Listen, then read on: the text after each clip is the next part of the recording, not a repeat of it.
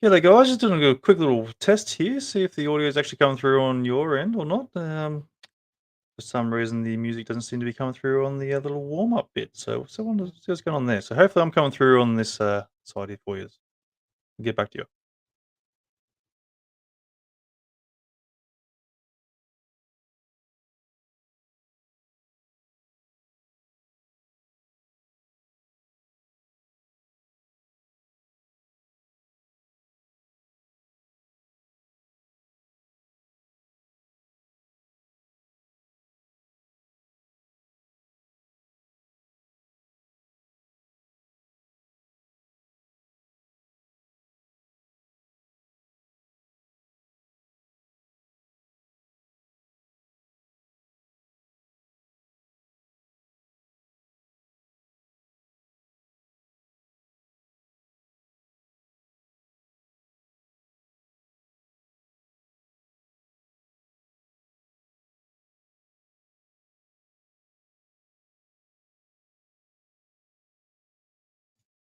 Right, g'day guys. Hope everyone's doing well.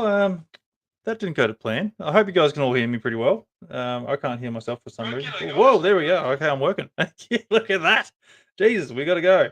Unfortunately, the warm up intro thing I didn't really work too well. So I hope everyone's doing well anyway. Yeah, look, it's been a while since I had a bit of a hiccup. So I hope you guys can hear me through on YouTube, all the bloody Facebook there's and what's going on and whatnots. And yep, good. All right, getting feedback here. Thanks. Oh, that's awesome. Great. So look, guys, tonight I'm just gonna go and talk crap and talk a bit about myself here and there, and basically, yeah, wherever this goes tonight. But I'm also giving the opportunity for you guys there to go and join me tonight. So I'm gonna be throwing this link in the into the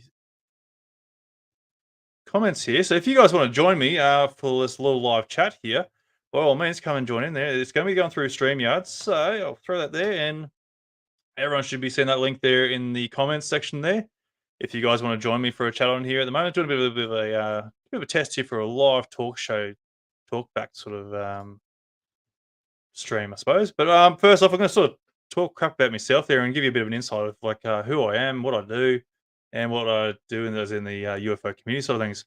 I wouldn't consider myself too much of a big researcher on the whole topic, but I do a bit. I take a bit of a part into it, a bit of interest and whatnot. So anyway, for those who don't know who I am, I'm Anthony Goodall. I grown up a little bit in there in the UFO topic. There had a bit of interest in the whole alien and UFO agenda, and whilst there was nothing major as a kid, we sort of had a bit of a curiosity of what's out there in the stars. Like you go there at night time, there see hundreds of stars in the sky over night time, you just wonder what's out there. It's just, that mind of curiosity, and so yeah, it sort of really sort of planted a little bit of a seed there. And then it wasn't until my old man had an experience there. You can also check out the previous podcast. I think it was season one. There I had the old man on there and talking about his experience there. So he had an encounter there in regards to seeing a UFO going from one star to another star and using it as a bit of a checkpoint. And basically, he came in rushing in and going, oh yeah, just seen a UFO," and that sort of scared the crap out of me a little bit. And because I'm thinking, well, we're getting invaded by aliens here, and that's the whole topic of aliens sort of really scared me. And so, but anyway, over time, that sort of got the interest there. Obviously, the old man saying something, so it's like, well, something is actually really out there. So it's like, well, what's going on? And it wasn't until a bit later on in my later years there, probably maybe we're going about 7 years ago now, maybe no, it'd be longer than that. Jeez, 8 years ago. I think it's about 2015, 2016, where I actually had my first real proper experience of something that was unknown that I couldn't really identify. Now, this is probably about 11 o'clock at night time. It was probably January, I think January, December. I can't quite remember the dates exactly, but I know I was at night shifts because I work in the mines. I was operating the trucks at the time and cruising on the top of the ramp there because I was loaded. So the things cruise up about 10 Ks going up the ramp. So they're pretty slow. So you'd be chugging along, going up the ramps, and you're like sort of looking around, you're sort of licking windows and whatnot. And anyway, I see this two orange orbs, one sort of side by side. It's sort of like in a bit of formation, one in front of the other and one a little bit behind it. So it's sort of following a formation. Now, they didn't do anything spectacular, nothing fantastic in that nature. All they did was going from a northwest to a southeast direction. So from the northwest or the westerly direction, heading southeast, somewhere in that sort of direction there. and they just kept going in a straight line, straight path. Didn't veer off or anything like that. Just yeah, straight formation. And there was no navigation lights, nothing to really sort of help identify us. As I remember, it's like night shifts, 11 p.m. No navigation lights that you expect from a plane. And all I'm thinking is, I'm seeing two fighter jets here with no navigation lights, and I'm seeing the two afterburners. So to me, I'm just thinking, oh, cool, fighter jets. You don't see that every day or whenever, because like it's very rare to have any sort of military jets flying over a mine. And you do get the occasional planes, so that's where I thought I could have been plane of some sort. But yeah, military crafts, it sort of yeah, it crossed my mind, but it was interesting. And so I jumped on the two-way and I sort of tried to get everyone's attention on the pit there at the time and going, "Oh, yo, come check this out, of the see if you can see these things they're flying across." Unfortunately, no one on the two-way, they saw them there, but it wasn't until later on went in for a crib, smoko, lunch break, a bit later on there. I got in with a few of the boys that were down there at the time and told them about these two crafts that I could see. And I was saying, "Oh, did you see them? Like, the what, like two fighter jets or something that flew over the top of us? Because that's pretty rare, like don't see fighter jets ever." And basically, they're like, "No, no, no, that they weren't fighter jets or anything like that. Like, we don't know what they were, but all we saw was two orange lights that just fly straight at the top of us." And like, they're far enough away from the pit, so you're not going to get machinery noise or anything like that. So you can hear a plane, no worries, out there as well if a plane does fly over the top of you. But being fighter jets, well, from my assumption, like you're definitely going to be hearing these things over the machinery regardless. Um, so it left the mystery of what these two objects were, and interesting enough, I still can't figure it to this day. So obviously, there's a bit of a buzz there, going, "Well, what the hell are they?" We're trying to work it out. We can't rule out any possibilities. Basically, like what can these things be? So the end conclusion was like this is still unidentified, unknown. And whilst yeah, it didn't do anything spectacular or amazing, it just yeah, it just really leaves that a mystery. And I'm still thinking in my head, they've got to be fighter jets, but I've never heard of fighter jets going into a silent mode and just cruising down to the end of the horizon. Like the whole experience probably lasted maybe like 3 minutes, like watching these things from where I got it and all the way to the end of the horizon. So they're hooking along pretty well. But again, nothing spectacular to go and really sort of raise the assumption that these could be something that's above our known capabilities and technology. So anyway, that sort of left me sort of buzzing and got the interest. Like, oh, yeah, all right, cool. I need to go and start looking into this a bit more deeply. And it's like it's quite interesting. And one of the crewmates there, he's always had his own experiences there. I want to get him on the show, but he won't come on because he's a wuss. He doesn't want the attention. But yeah, so we got talking in there, and like we joined other Facebook pages there and all sorts of stuff, and we're always seeing things that weren't really convincing enough to say they're alien. We're always seeing like misidentified objects, like insects or a lens flare, all sorts of stuff there. And then we've seen a lot of people just taking the piss out of people that are trying to share their experiences there. And, just saw one, and, just taking the whole piss out of the whole topic in general, which sort of really got me frustrated. Then I saw like, look, hey, how about we start our own Facebook page, try and create a bit of a safer environment for people to go and share their experiences there, a bit of their interests or something they might feel they might have captured and go and share it with us without trying to get too much of the ridicule, keep the trolls away, keep the idiots away. Unfortunately, it's very difficult to do. It's very time consuming. So it makes it difficult in that regard. But anyway, so then we obviously created the Australian UFO sightings Orphos page, and obviously it's just gone absolute haywire. We've got over 31,000 members now, which is absolutely incredible. It's been going since 2017, so it's absolutely incredible. Turns out to be the largest UFO sightings page in Australia, which is a great achievement. And over those years there, like obviously there's a lot of misidentifications there, trying to explain to people and all sorts of stuff. Obviously, you get the odd ones there who sort of feel like, what they feel captured is genuine UFO, but it's like, well, sorry, but like you got nothing that's convincing to really say otherwise. But going on, it's been great sort of interacting with people in that sort of nature and like talking to the people and teaching people about UFOs, cameras, and other misidentifications and sort of stuff like that. And it got to the point there where I wanted to start talking to people, and lo and behold, here's this podcast here and talking to people on here and talking about their experiences there. Because I feel to that, like for this, I feel this is much better than looking at photos of something that's not very convincing because you're hearing it firsthand from these people. Uh, yeah, with their own experiences there, like that have actually seen something that actually does defy our sort of known capabilities or even logic in that matter when it comes to something in the sky. Um, so yeah, here I am doing this podcast, and I'm gonna getting you guys here joining me, and it's absolutely fantastic. This is what I love. It's absolutely amazing. I'd love to go and get more people on the show, which I want. So yeah, but by all means, guys, please do share this out. I really want you to share this out so I can get some more experiences on here, and hopefully keep bringing this content to you because it's absolutely amazing content.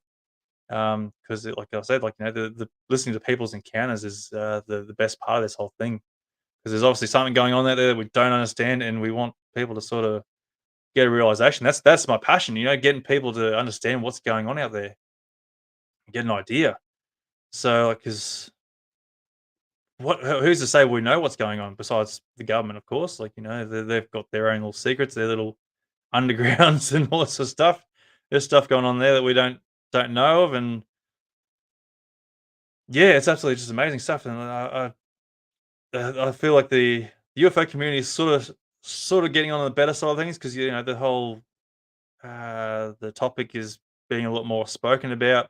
There's been less ridicule about the whole topic now. People are becoming more understanding, but it's also got its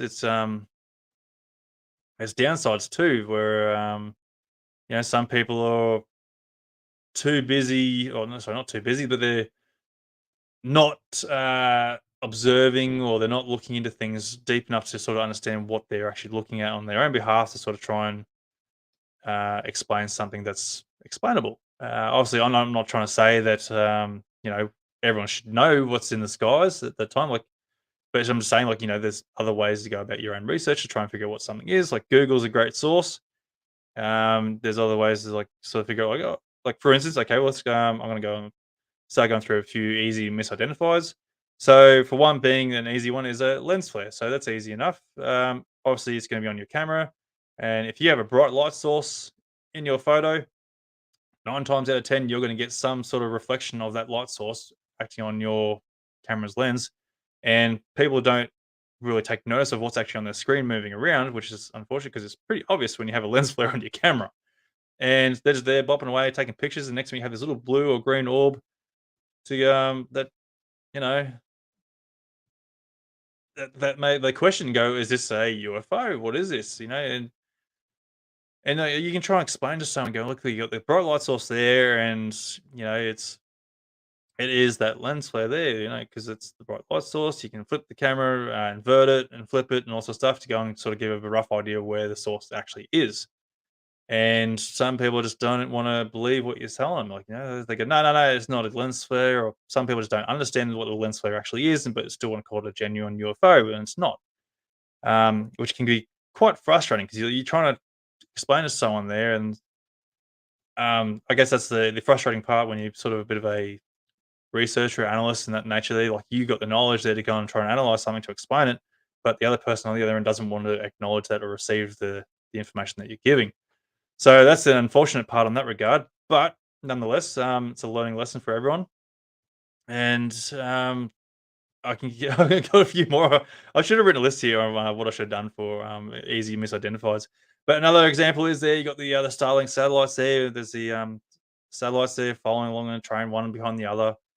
And people think we're getting invaded by aliens. Now these things have been around for the last bloody 4 or 5 years now. These Starlink, and it's been on the news. It's going through new Facebook feeds. Like, surely everyone would have an idea now what Starlink actually is and what it looks like on a fresh release of Starlink. Because you're going to have 50, 60, 70 odd satellites all following in the one direction, same speed. Now, if these were alien UFOs, I'm pretty sure they wouldn't be following each other in the same lines in the same train. I'm pretty sure they'd be in some sort of military formation of some sort. Something that's a bit more questionable.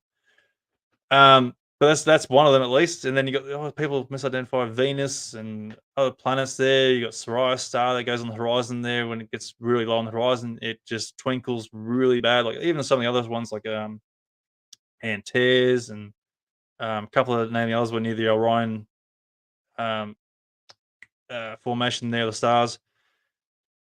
Because, like, there's you got the optical illusion there thanks to the atmosphere. So it's similar to what you get with the moon, how it gets enlarged from the lower it is on the horizon, the larger it looks until it gets to higher in the sky, and then it loses its optical illusion. So similar thing happens with the stars, except we've just got a bit more atmospheric distortion in the stars of the light going through the atmosphere and twinkles even goes absolute hardcore. Beautiful to me. I feel like Soraya Star looks like the space police. That's how bad. That's how much it's twinkling. So we're going on that one there. So oh guys, come on, give me some easy ones. Come mind blank here now for some easy misidentifiers. Insects is another one there. That's all about perspectives. So when it comes to regards to insects, the closer it is to the camera when you're trying to take something of like, say you're taking a photo of a background, like say like you're looking at the hills or something, like you're taking a photo of the hills or clouds or something like that, and the camera is focused on the distance. So everything in the distance there is nice and clear, it looks great until this little teeny tiny little bug wants to be a pain in the bum and go close to your screen. So I'm going to give you an idea here. So here's going to be a little crappy little phone with a little phone case here, so you can see this right.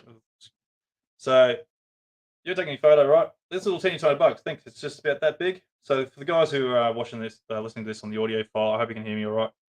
I've got my phone here, and so look, we've got this little bug about 1-2 centimeters long, basically. Your average fly, something like that. It's going to go really close in. So this is probably about maybe a foot, 2 foot, maybe half a meter away. Can't even see that because the camera's out of focus because of the screen going. It's going all haywire. So it's going to go about there. So your camera is focused on the scenery at the back there, and everything that's close in is going to look blurry. So little flies like that doesn't matter. Like anything within 2 meters is pretty much going to be out of focus. Just to give you a bit of a rough idea. So that's a constant thing that happens all the time there when I'm analyzing images of these, possible insects. So people want to go and call them a UFO. Yep, sure, but it's more than likely an insect being captured at that right time. Um, okay, we understand that from UFOs they can go at hyperspeeds. Like I'm talking about alien UFOs. They go like phenomenal speeds that we can't even see at the blink of an eye, which I understand. And just by chance, you can say like, "Oh yeah, my camera just took that photo, and it was just going through that one frame." Um, it can be an assumption, but 9 times out of 10, it's going to be an insect. One reason being is it's out of focus. There's nothing there to really give it any structure, and unfortunately, it's not going to give any credible evidence of an actual alien UFO craft because it's completely out of focus and does not give that detail that you need to go and really claim it as a alien UFO. I'm just going through the comments here. So Joanne took a photo and a video yesterday late afternoon, and it was a plane question mark with a trail behind it heading towards land at a 40-degree angle. So that's another easily misidentified one there in regards to that, which is I'm getting really confused here with people's knowledge and looking at the sky when it comes to planes here. I'm not trying to be critical on anyone or offend anyone, but like surely everyone's aware of contrails. You got the exhaust fumes from planes flying over all the time. So now you got to take into account that the atmospheric pressures, temperatures, also such stuff there at certain levels of the height of the in the sky. So your most common sort of contrails are going to happen around about 30 to 40,000 feet, a little bit higher, because that's the most coldest areas in our atmosphere. So you can be watching a plane. You're not going to get the detail because it's very far away, so it's going to look like a bit of a tic tac. So that's where people sort of identify it and think it's a rocket or the tic tac UFO because you're not getting the full detail. You might be lucky; you might get a bit of the wing tip here if you're lucky, but cameras are struggling to go and capture it unless you got like something with a great. No, it's not pre-recorded. This is this is live. Um, so I'm having a lot of arguments here with people in regards to these contrails. So your camera's going to have a hard time trying to pick up the plane details because again, it's not based on trying to zoom in on something that's so far away. It's going to start kind of at a perspective for the camera. It's going to get blurred up, and it's not getting that detail from such a small, tiny image. Um, so in regards to the actual contrails, the trail, everyone seems like they want to say they're rockets and such, but no, they're not. Or they want to say they are cloud seeding, chemtrails. Well, that's going to be another one. So now I'm not saying chemtrails aren't a thing. They are because there is a such thing as like a cloud seeding and such, but not every plane that you see in the sky is cloud seeding. So in a sense, contrails are in somewhat a chemtrail because it's an exhaust fume. So I'm starting to go on a bit of a rant. I'm losing myself. Sorry, guys. So bear with me as I try and explain this.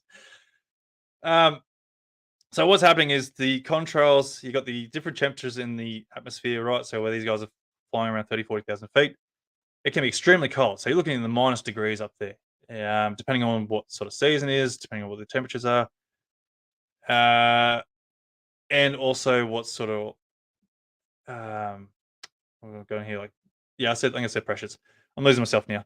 So basically, what's happening is like you got temperatures here in one spot here, you got thermals, right? One spot here is can be like we'll say minus 10 degrees or something like Celsius, and that's freezing point. So the moment the exhaust comes out of these planes, it's instantly freezing.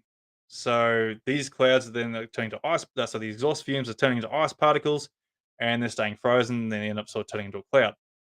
Now these can stay around for a long time depending on temperatures. You can see these things cruise along for miles along the whole horizon, or if you're lucky enough, you'll see where excuse me, it's got a trail and then it stops, and you think, well, what's going on there? Now, this is what we call a thermal pocket, which is where a warmer thermal pocket, where I say it's probably more about 10 degrees, maybe 15 degrees, but sort of something there. Either way, the exhaust fumes are now melting to like they're not freezing at all in that point in that pocket. So So you see the contrail just end all of a sudden, and you see the plane continue on until it hits another cold pocket and it starts freezing again. And you'll see these little pockets along the way if you watch it long enough. It might be lucky enough to hit another pocket. So you see them contrail, no contrail, another contrail, no contrail, basically. Um, so that's contrails. So I hope everyone's got a bit of a gist of what's. I hope I'm explaining it well, so they get a bit of a gist of what's going on. So not everything is a chemtrail on that nature, and not everything's cloud seeding, because you can go and check it out on the flight radar apps, which are a free download. That you can check out what kind of plane that is, and they're usually a passenger plane going from Brisbane to Sydney or wherever you are located. They're going to some sort of destination. Now, obviously, everyone understands passenger planes. They have a weight limit. They have fuel limits. They're not going to be carrying barrels of chemtrails to be going dumping that out for cloud seeding just for the sake of it.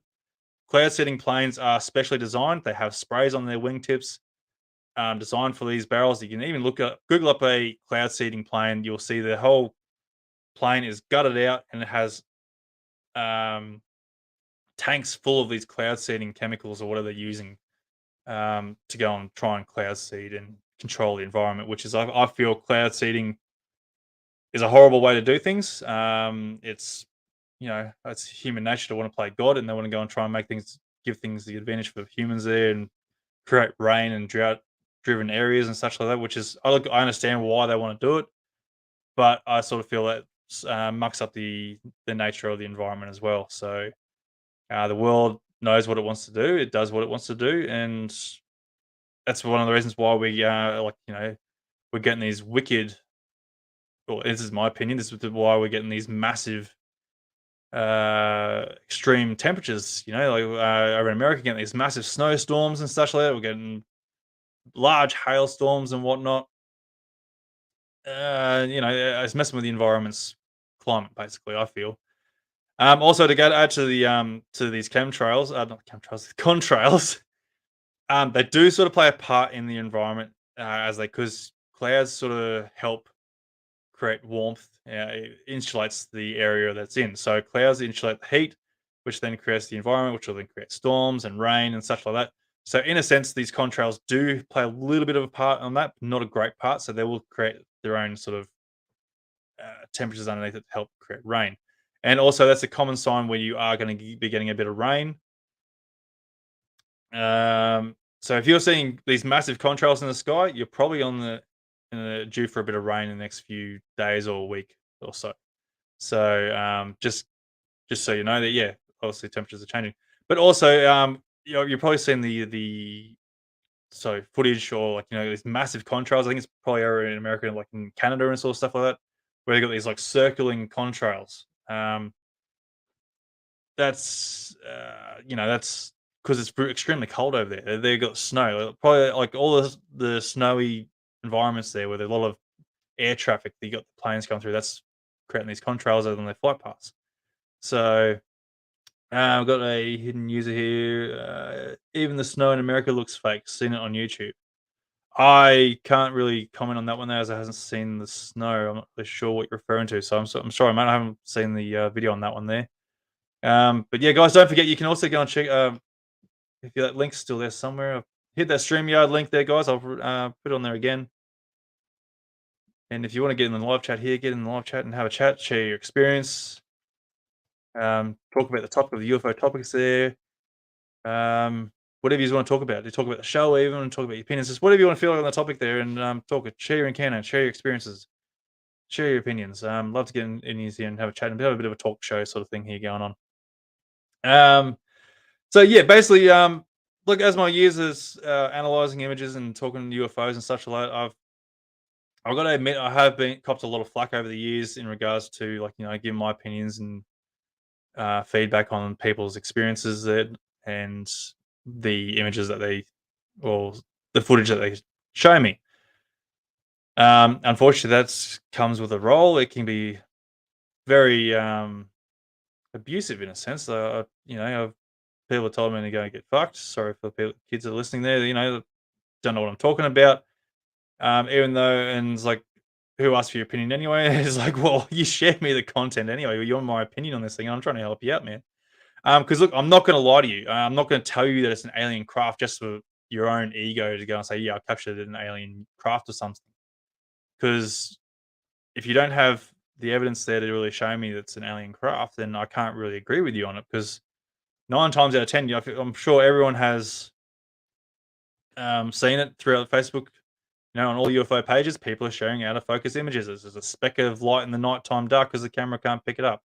Nothing that's really convincing to sort of really go, you have an alien craft or something that's defying our technological capabilities. So I'm sure you can all agree with me when I say this that there's nothing convincing out there. So why should I be telling you that you have captured something that's of an alien phenomenal nature in that regard? So again, I'm not trying to discredit anyone's experiences and such, but sometimes when it comes to footage and such, it doesn't give the evidence needed to go and help back up your what you've seen. So for me, I personally, I hold on to your word more than I do the footage because your word has the detail to sort of give evidence to what you've seen, whereas the footage doesn't because cameras are horrible. They don't want to show us what we want, or you don't have it. So unfortunately, in that regard, there, it doesn't want to work. Um, so yeah, I've copped a bit of flack over the years, and I sort of for me personally, sort of feel like these images or people sharing absolute crap, like trying sharing contrails, lens flares, or out of focus images that is more likely in an image. I sort of feel like it's doing a more of a discredit to the whole community. And it's not um, only because people who are already non-believers on this whole topic see this there, and it's nothing convincing to them to go and say, "Well, you've got something." So that's why I sort of feel like we need something more convincing when it comes to footage. So don't be just sharing your you know willy nilly little out of focus pictures or some little speck in the sky. I know it's trying to he's trying to capture something. If it does something phenomenal, then yeah, but you have to try and use base points, like use something in the footage there to try and help you. Something stationary, like the edge of the house or a car or something that sort of like gives an idea if there's any movement. And then you also got to try and give the detail on top of that as well when it comes to like what direction it went, times, dates, locations, what kind of movements, how many objects were there, what did the object look like from your perspective, because the camera's not going to give us that sort of idea. And there's a lot of things to sort of throw in there, but at the time, you're not going to be really thinking of that, which is the hardest thing because it's all gone within probably you know 30 seconds, if that, and you don't even have time to pull out your phone, or you're not even sure it's worth taking out your phone in that regard because you're not sure if you're going to capture it with your phone, especially if it's nighttime, because nighttime footage with cameras is absolutely horrible. So yeah, look, I'm not trying to discredit anyone's experiences here or what they feel they might have captured here, but again, like I'm saying, it's just it's a hard thing to sort of really be convincing when you want some evidence on this whole thing. Um, because obviously everyone's got their own opinions on this whole thing and what they feel it might be. But that's why I try to encourage everyone to sort of be really critical on what you've actually seen or what you captured. Try and rule out every single possibility that you possibly can to try and help identify what it could be than to what it is. And So, um, it's a frustrating topic on my experiences, and like as much as I want to help people to try and you know bring out their experiences there and such like that, unfortunately, the footage at this point is non-convincing and stuff. So that's why I'm saying I hold on people's words better than actual footage itself. So obviously, some things come maybe a little bit questionable in there when it comes to footage. But again, yeah, I'm sort of going on a bit of a loop here, guys. But so we'll go into the comments here. I'll get to the field and disclosure will happen this year. I'll get to that one in a minute, Joanne. Damien Knott has some great footage. Look, he's got some stuff there, but again, it's not convincing enough to really point out that it could be alien or something of that advanced technology. I haven't seen all of his footage, but there's nothing for me to say like it's really convincing because again, like he's not really adding the detail there, like the time frames or such like that in that regard, or the detail, to try and help explain what he's captured.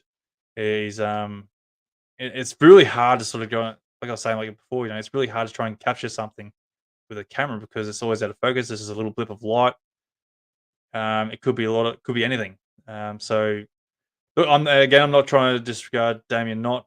He's done a great service to the whole UFO community itself. There, he's probably the prince of UFOs when it comes to Australia's sort of community. So like yeah. But again, look, it's everyone's own personal opinions in that matter. Yeah. What do you think it has done to the community that some people make fake UFOs? I absolutely hate fake footage. It does my absolute head in. I get so angry seeing them. Look, people want to say, look, it's artistic and whatnot. The part that annoys me is when they say they're like, "Oh yeah, we saw a UFO and this is real footage." It to me that's an even bigger discredit to the community, and it makes us look stupid in that matter. Because then you get the people that don't even believe the fake videos, the CGI. It's like, how can you not see this as computer generated imagery, or someone's taking the piss out of the whole thing? There, like I know some things aren't obvious to some others, but I absolutely hate these CGI videos or even that stuff they were trying to say they're seeing these UFOs coming from the moon and stuff like that. It's like, ah, and I'll go a little bit on that there, because all right, let's put this into perspective, right? Okay, so we're seeing these fake videos there from of these objects flying over the moon and such. And yet they're pulling up these objects with some pretty decent detail on these objects. And okay, the moon's hundreds of thousands of miles or kilometers away from Earth as it is, and the moon in context is about the size of Australia, from what I'm aware of. So the moon's quite large in its own sense, but from that distance away, you need to go and put things into perspective here. And yeah, sure, we've got some telescopes that can do some great jobs and get some great close-ups of the craters and such in great detail. Now, if you're seeing these crafts flying over the moon, casting shadows over the moon and such like, again, now I'm pointing out that the moon's about the size of Australia. So you need to have these crafts flying over the moon, casting these shadows. Got to be about the size of Sydney or bigger to be able to even cast a shadow onto the moon from that perspective, like that close to the moon. It's just the common logic behind it, common sense behind it, and people are going to say, "Oh yeah, no, that's legit. It's flying over." It's like no, like these things have to be absolutely massive, and if these things were that big in general, like we should be seeing them quite often flying around space and such because of how large these things are, in that perspective. So it's extremely frustrating when it comes to some of the footage you see through Facebook and that, and like just the people that just want to believe it. Like, oh, God, I'd love to be able to believe it. But it's just yeah, unfortunately, everything is fake and everything's a bit of a joke to everyone there, and it's a bit of a clickbait, and they want to go and make money out of the damn thing, and unfortunately, that's how it is. And for me, I try not to. I'm not judging anyone who makes money off this topic. Like I don't know, people have their time, they want to get paid for it, which is great. But it's not something I sort of feel like is a topic to go and really sort of make money from. Like especially when people like go and charging people to go out and do like a CE5 event, or something like that, or something of that nature. Go out and as an event and go and charging people to go to it. Like it costs people to go and drive to these locations. It's going to cost people food and that.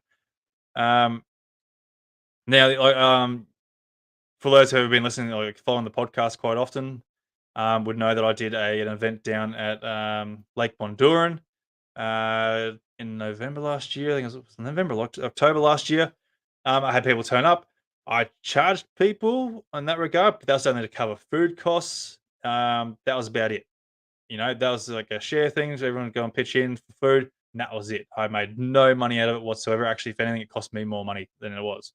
So that's the only reason why I'd charge money for people to come to events like that, just to go, halvesies in food. So that's, to me, sharing the cost is quite fair. Otherwise, bring your own food.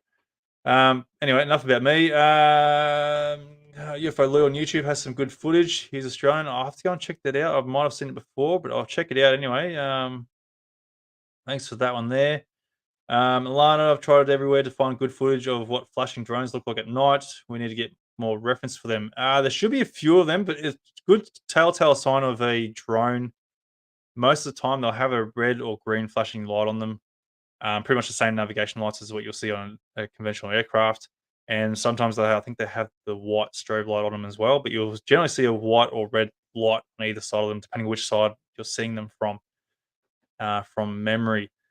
Big B Media's got to understand that people are stupid to begin with. Yes, I understand. You imagine if the truth comes out, mass panic the ignorance. Look, I like to think there'll be some sort of panic for if we were to get some sort of disclosure of the truth coming out. But I think everyone will be starting going for the bread, milk, and toilet paper. I think that's where the panic will be going for, as we always do. Typical human beings: toilet paper and milk and bread. I don't know why that's the go-to, but it's quite silly. But anyway, I can't. Why are you being all anonymous there, Facebook user? Why aren't you coming up? Hope you're the same person. I can't stand fake buggers too. One day I'll jump in live, buddy. Not tonight. My kids next to me asleep. Sisters in the other room sleeping, but obviously I'll jump in live. Yeah, no worries. Look, if you want to come in and share experience, by all means, come and contact me and message me through the Facebook page there, and yeah, talk about your experiences there, or team talk about the topic. But yeah, guys, if anyone wants to jump in right now, like I'm here right now, waiting for some people to jump in here, trying to do a bit of a talkback radio show with you. If anyone's interested, there should be the link there in the comments there if you can catch it. I don't know if I can pin this or not. No. That's that thing there. I don't know if you can actually click that link there, but by all means, try and get onto that and hit that link there and join me. Love to have you on and have a bit of a chat and do a bit of a talk show, radio show. I was trying to do a bit of a phone call link in with a phone number and all sorts of stuff, but it didn't quite work for me. So I need to go and look into that a bit deeper and try and get something organized in that regard, so I can actually try and do a bit of a talkback radio show. I'm not great with streaming and stuff like that when it comes to the programs and whatnot. So if anyone's got any ideas on how to do this sort of stuff and really set it up properly, please help me out here. I'm horrible in this nature, so I can do things quite simply, but yeah, again, it's just one of those things that's sort of catching me out, which I thought would have worked, but it's not working. Even the little intro warm up thing, I didn't want to seem to work for me, so I'm not sure what's happened there. So where do we go? Where can we go from here? Look, there's heaps of different theories out there. So actually, we'll go back to Joanne's comment there. Do I feel like disclosure will happen this year? Well, sort of to begin with, when we sort of got the news article there from New York Times there in regards to the Nimitz and the Tic Tac, I sort of feel that was a breakthrough in regards to a bit of disclosure. That sort of led it along big way in that regard. It got a bit of airtime with the media and such like that, but did it get the attention it deserved? Not really. I would have thought there would have been, some sort of a panic going. Well, okay, what's in our skies? Like, why? Everyone should have been asking questions like, what are we? What are they? Who are they? But no one seemed to really give a shit. And correct me if I'm wrong. I think I got my time frames here a bit mixed up. Now I'm pretty sure it was a couple of years after the New York Times there did their article in regards to the Nimitz and the Tic Tac UFO encounters there, that the US government sort of jumped in and because I couldn't deny it anymore, because there was already broken out. The evidence was there now, like in regards to the footage that was leaked. So I think it was like 2019. I think that's when the government actually, US government came out and came forward saying, yes, we acknowledge that there's things in our skies that we do not understand and are defying our technological capabilities. Um, we're not sure who they are. We're not sure if it's Russia or China or what in that regards. So correct me if I'm wrong, guys. It could have been 2019 or it could have been earlier. I'm not sure, but I sort of feel around that time there, it was around the COVID time, and everyone was too busy worrying about themselves and COVID and such. The world was going in the pandemic; it was going to shit. So everyone was concentrating on that. And when the US sort of brought out admitting to the yes, we are seeing these UFOs. I'm going to call them UAPs. That no one gave a shit because they're too busy with COVID. So it just got cast in the shadow and just didn't get the attention it deserved there either. To me, I sort of found it, people would have been questioning it again. Go, well, okay, if the US military is admitting to these things flying around their ships, it's flying around in their airspaces, it's all over the world, then why shouldn't we be concerned about this? It should have been a bigger concern, in my opinion, to try and figure out what these are. Obviously, we've got evidence in the past of the, UFOs flying around nuclear sites and such. Got public encounters, experience their sightings as well to go by. But yet, a military, a US government admitting to this, it's even got into US Congress there as a topic. And yet, still no one in the world bloody cares. And to me, that's sort of frustrating, especially like, Australia doesn't want to get involved in this, UK doesn't want to get involved in it. You might get a little bit of a chit chat here from other countries there, but no one in the world seems to want to be really going, hey, look, this is what we've got. No one wants to present the evidence that they have. Because surely, like, they'd have some idea or some sort of capture of their interactions with these objects. So, like, why is the rest of the world in hiding and letting America take over this? It's extremely frustrating. And if you've been listening to the podcast, I've had some great guests on the show and getting their opinions on the whole matter in there, and obviously go through there and check it out. I can't remember quite by quoting their opinions, but to me, I feel it's very frustrating, especially from the Allies side of things, Australia and UK with America. Like you would think that they sort of be getting involved in it, and Australia wants to keep their head in the sand and go, "We don't want anything to do with it. We don't know anything about it. Well, we do know something about it, but um, we're not going to say anything because we don't know." So to me, that's extremely frustrating, and I sort of feel like we had like a bit of a disclosure in a sense, but it's not at the same time. And now with these Chinese balloons that have come out, it's sort of put us back to square one because we were getting away from the stigma that was attached to the whole UFO topic. People were sort of acknowledging the US admitting to the governments and that admitting to it. And yet now these Chinese balloons here, they're calling them UFOs, UAPs, and even though they didn't do anything phenomenal that we're aware of from going by their reports on it, they just called them UFOs. And next minute, everyone's just jumped on the UFO topic with it and call them Chinese balloons. So now everything's a bloody balloon in the sky. So we're sort of back to square one with everyone as a laughing stock. So thanks to that, and I think it's a pretty good tactic from America's side of things. They're probably, whether it's deliberate or not, it took the pressure from the public hitting the American government up about in regards to UAPs. It took the pressure off because now everyone's laughing about it. But you got some great people out there still hitting the American government up and trying to get the disclosure out of them, a bit more evidence out of them. So in that sort of opinion there, do I sort of feel like a disclosure will come out this year? I doubt it. I sort of feel like we're still being drip fed and going from other podcasts and other channels there that I've listened to in the past. Nothing seems to really want to be coming out now. They've got nothing that they'll want to share. They won't be showing any more footage or anything in that regard, as far as I'm aware. I could be wrong, but that's from what I'm hearing from the rumors there. From I think it's from John Greenwall's from the Black Vault. There, he's doing an amazing job. What he's doing, they're trying to get the evidence out of America there with all his freedom of information. If you haven't checked him out, go and check him out. He's absolutely awesome. He's got some great details on there. But I'm pretty from memory. I got a letter. He read it a letter that he received from them that there's going to be no more evidence getting left brought out or footage, I should say, in that nature. So yes, I guess we'll wait and see where it goes. Hopefully, the U.S. Congress can sort of put more pressure on the military governments, so the DoDs and all sorts of stuff, and get something more genuine and more convincing. Because that's the frustrating part for me. I sort of feel like, especially like when the US government military admitted to these UAPs, showing footage of it, it's all in infrared or it's all as in in their military cameras. I've gone on mind blank here now. Infrared and the what's the other one there? Can't even think of it. The black and white one. I think it's infrared, and then you got the night vision ones there. But it's not showing the detail it needs to be. There should be two cameras on there. One's infrared to sort of like help pick up the image itself, and then the other one needs to have a full 200 2,000 pixel bloody detail of, and with a 10,000 zoom capability basically to sort of see what we're going up against. I still feel like that's the sort of footage we need. So, but even Lou Elizondo reckons we've got the footage there. Like, so it's like, all right, if you got that footage there or like pictures there of of these crafts in high definition, show us. Why are we so afraid to show this footage? Yeah, okay, we might get a bit of a panic, or it won't be a pandemic of nature, but it might be a bit of panic going, okay, shit, all right, we do have something that's not us.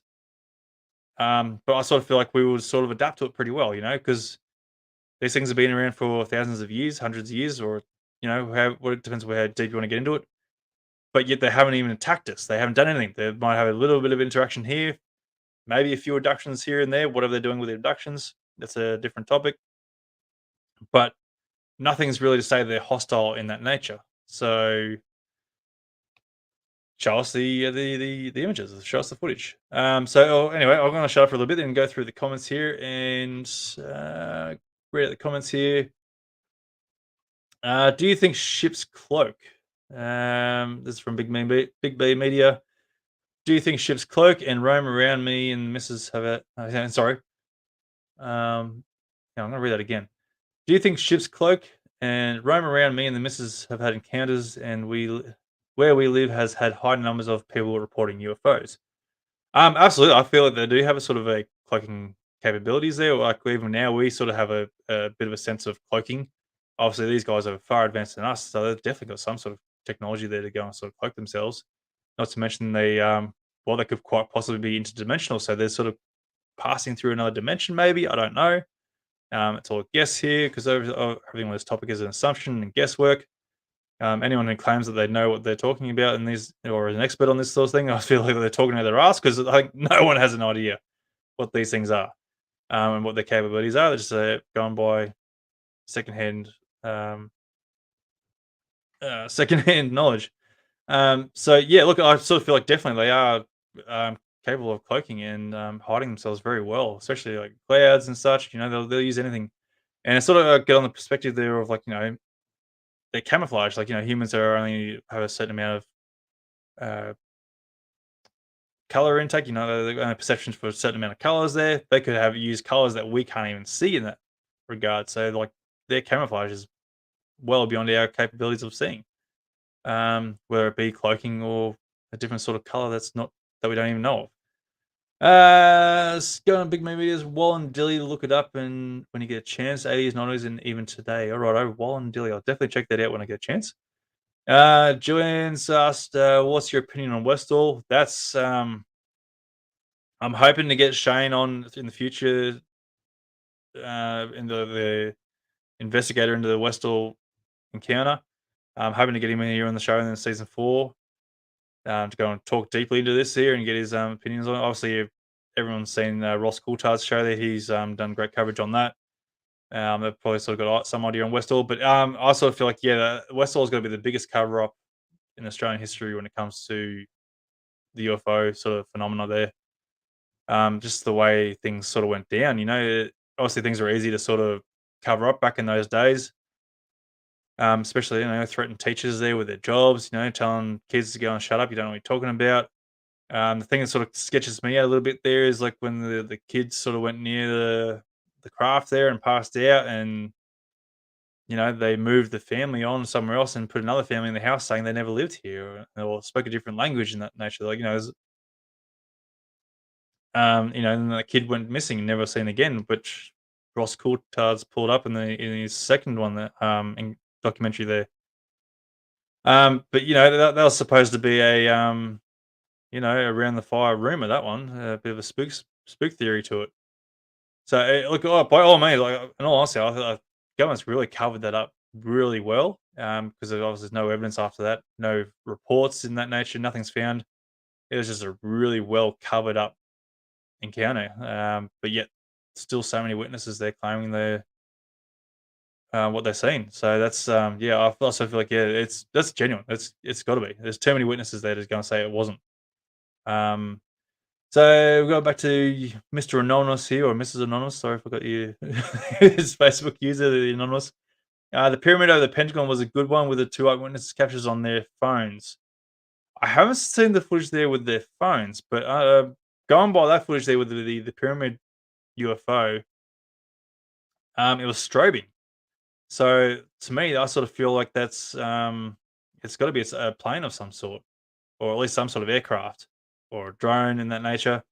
Also going with because it was a night vision one, you got the sensor cone, which is some night visions do have a shape to them in the lenses there, or the sensor lens.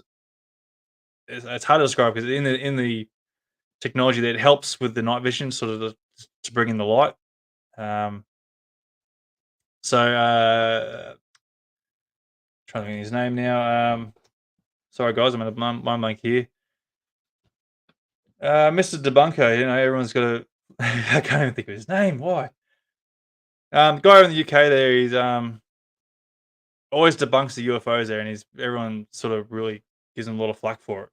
Which honestly, I feel he does a lot of credit to the whole UFO community on that nature. I can't think of his bloody name. I hate that. I do these shows and I have these massive mind blanks. So I'll go and talk to someone out in the public there, and I'll be going, "Oh yeah, this person here, and this name here, and that blah blah." As soon as I do the shows, mind blank, gone. um, but what is his name? Oh, I'm gonna have to go search him up now. Sorry, guys. It was definitely come up here in a minute, and it's like I said, like I was trying to say before. It's really good to be really critical on what you've seen or what's even been shown through social media. Don't believe everything you see. Don't just go, "Oh yeah, no, it's definitely a UFO or whatever." It's got to be real. There's so many different things to go and um, sort of analyze to get an understanding. So I'm sorry, guys. I hope I've doing a bit of dead air time. This is a great opportunity for you guys to go and try and get in here and be a little bit of a calling guest on my show here. Can you get that link there, guys? I'd love to get you on there. I'm hoping I can try and get this guy that I need to try and track down. Mick West. I found him. Mick West.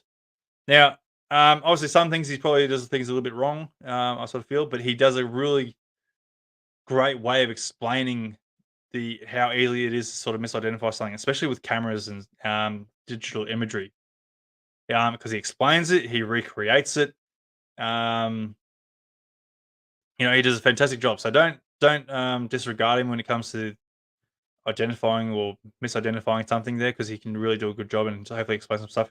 I'll try and get some footage there, some links there of his videos there explaining some stuff, because he does an absolutely fantastic job.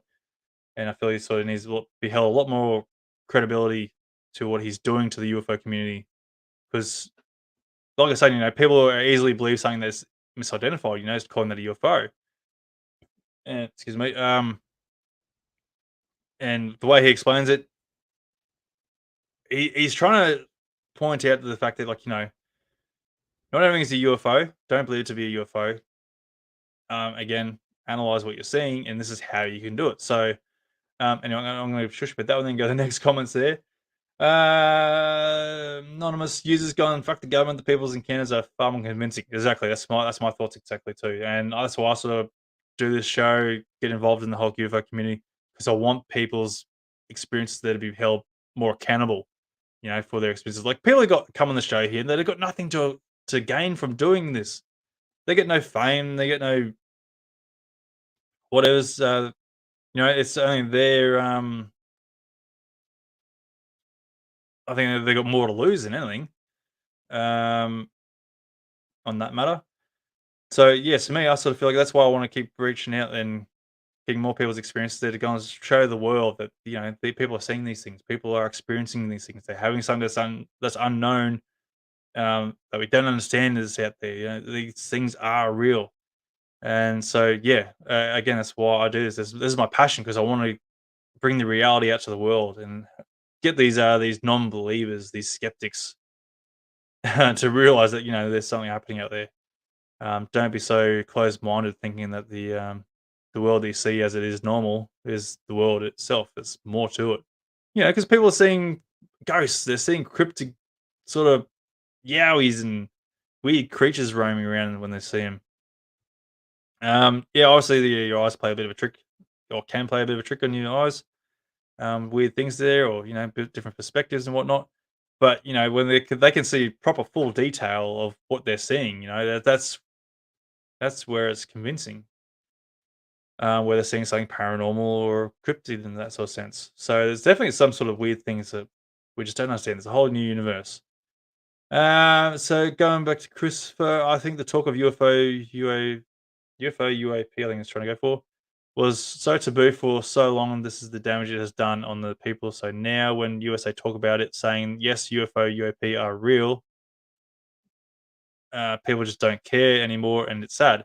Yeah, absolutely, and that's where I sort of feel like when we actually do get that high definition footage or image of something that's convincing that they've captured, I sort of feel like people will probably open their eyes a little bit more. But I don't feel like we'll have a massive outbreak of a pandemic or people panicking.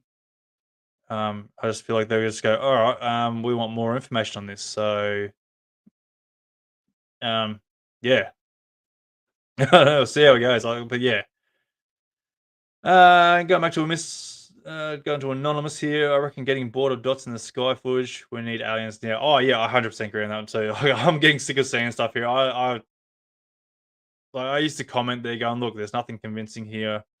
What you're trying to show me, and especially when they show you a video of a little dot in the sky and they think it's moving, it's actually you and the camera moving it. And it's like, know the difference between hand movements. Like you can hold your camera, you can hold it as still as you want. You're still gonna have that little bit of a handshake. Doesn't matter how good you think you are, you're still gonna have that little bit of a movement with your hands. And like people go and try and claim that as the object moving when it could be stationary the whole time. But yeah, I'm sort of sick of them, especially when it doesn't have the detail, like the time, dates, locations, and the detail and what it did and how many were there, what it looked like, all sorts of stuff. Detail to me is crucial when you want to try and show the world that you've captured a potential UFO. I'm talking a genuine UFO, not just something that's unidentified. Because I understand unidentified flying object because it's unidentified. We don't know what it is. But unfortunately, the way it's gone over the years, UFO has got this the assumption attached to it that it's an alien craft. Because when you hear UFO, you immediately think aliens, thanks to news and other programs and sources throughout our years growing up. UFO is always regarded as alien, but obviously, yeah, unidentified is unidentified. So, excuse me. So yeah, like it's a fair point. On that regard. G'day, Hillbilly. Thanks for joining in, mate. Why would aliens come here? That's a really good question. Whether they are coming from a distant galaxy or a different system, that's another question in itself. Obviously, we don't know that, and well, obviously, other people claim that they're coming from other star systems or galaxies in that nature. Whether you want to hold the truth in that opinion, that's up to you. I can't disregard it, discredit it because it's not happening to me. I can't say otherwise. It's more of just a matter of opinion to yourself, really. Excuse me. Um, like, where are they coming from? That's the biggest question. And I sort of feel like, for me personally, like when you look at it this way, humans have been around for what, 10,000 years, 20,000 years, something like that. I can't remember exactly when. Now, throughout that time, apparently we've been like throwing sticks and rocks and been really uncivilized throughout thousands of years.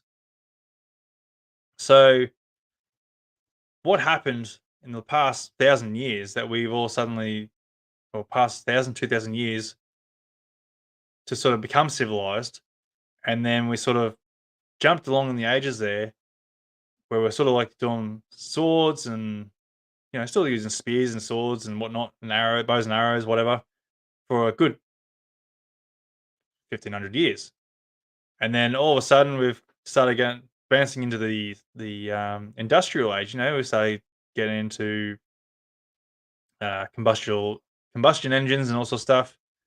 And then all of a sudden we just boomed and suddenly got microchips and CDs, microwaves, all that sort of stuff. All that stuff that just happened there in what was it, 1949? Is it? When was Roswell? Roswell. Help me up here, guys. Roswell. I sort of feel like after Roswell, we had a technological boom. Bang. Microchips and stuff like computers started coming out. We just went like tenfold. And it's like, how can that suddenly be a thing? Like it took thousands of years for us to even get to, you know, combustible engines, steam, and I was like 47. Thank you, 1947. I was close. I wasn't too far off. To get to that breaking point, which is boom to where we are today. So I sort of feel like, to me personally, in my opinion, I sort of feel like we're a bit of an alien ant farm. They've sort of been watching over us, whether they're from a past civilization prior to when we sort of were in our own stone age and our own sort of uh, civilization now. It's quite possible that there were a civilization in the past that was well advanced and something happened to the earth, or for whatever reason, they had to go and escape, and you know they're doing their thing. um then they're sort of like, survivors or whatever, or they come back down and sort of planted some random humans here and go, "Well, let's see how they go, plant these little seeds in the earth and see where they go." And obviously, things probably went a bit too slow for them. Like 10,000 years. Like, what the hell were they doing? What were we doing for 10,000 years or whatever? And so then they got to that point there where, you know, civilization started getting a bit broader, whether because we got more populated or something like, because it was a bit, whether they scattered, like, obviously, yeah, because we're different races around the earth. So they've obviously planted different locations around the earth and watching how we evolved and whatnot. And obviously, as we got more populated, we started interacting more with each other. That could be a whole theory to it. And then to, to sort of jump into where we like, started building pyramids, we started having these temples and all sorts of stuff building up. Um, was that, we're even like, you see like hieroglyphs or sort of ancient sort of texts and that talking about these things in the skies, all these weird beings, and, sort of treating them like gods and sort of worshipping them in that sense. So it's like, well, where do we go from that? And so, like, there could possibly have been some sort of interaction between these beings and us in those ancient civilizations. Then to obviously get to the point there where we're obviously going world wars and whatnot. And, then after World War II, they sort of decided, like, well, if it was deliberate or not, Roswell crash, got the technology from that, and boom to where we are today. So I sort of feel like to even like get to, you look into Tesla as well, like, all that sort of stuff as well. There's ancient technology that's there that just sort of got cast aside or was put down because of greed and all sort of stuff.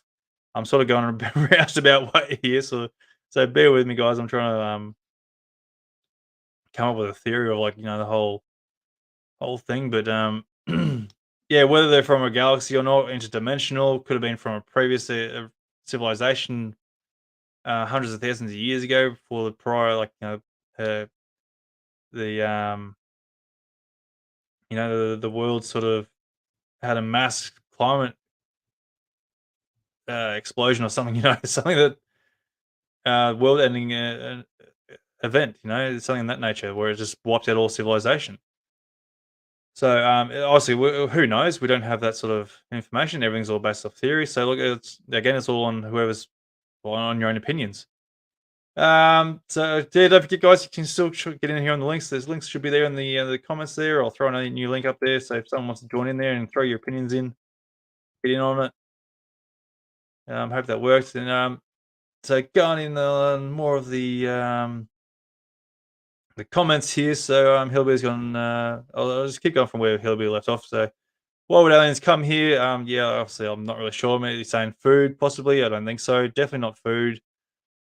Resources a possibility, but then again, like there's not really been evidence of them taking resources in that sense. So yeah, I sort of doubt that as well. However, we are way out of the way in the galaxy. Definitely. So, but again, like the advanced civilizations out there. Who knows? It's one of those things. It's just universal evolution. Who got there first? Anonymous is back again. Just wondering if you had a UFO encounters like from the 80s. I would like to be under hypnosis only because I remember it like yesterday.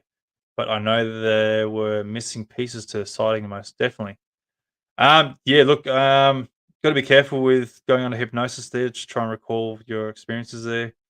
Obviously, depending on the expertise on the hypnosis, just the person who was doing the hypnosis. Obviously, because they can plant the ideas into your head, thinking that you might have been doing something. So they have to be really careful with their words.